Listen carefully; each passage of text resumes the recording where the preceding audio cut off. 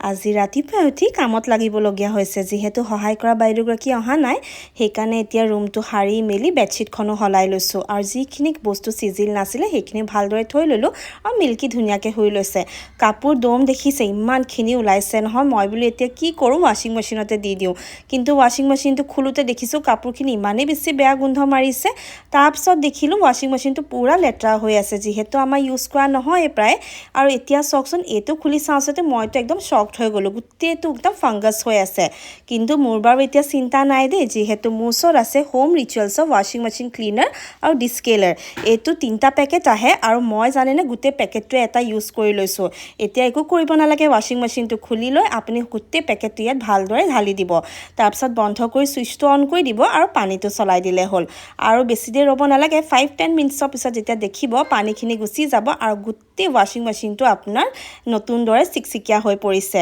আৰু এতিয়া চাওকচোন ইমান ধুনীয়া গোন্ধও মাৰিছে নহয় মানে এই পাউডাৰটো বহুত ধুনীয়া স্মেল এটাও আছে এতিয়া পিছে টেনশ্যন নাই আপোনালোককো খুলি মেলি দেখাইছোঁ দেই এয়া চাওক ইমান ধুনীয়াকৈ চফা হৈ গ'ল আৰু অকণমানো দাগ নাই এইটো মই লৈছিলোঁ এমেজনৰ পৰা যদি আপোনালোকেও ল'ব বিচাৰিছে তেন্তে তাত গৈ ল'ব পাৰে আৰু কমেণ্ট ফৰ দ্য লিংক আজিলৈ আহিছোঁ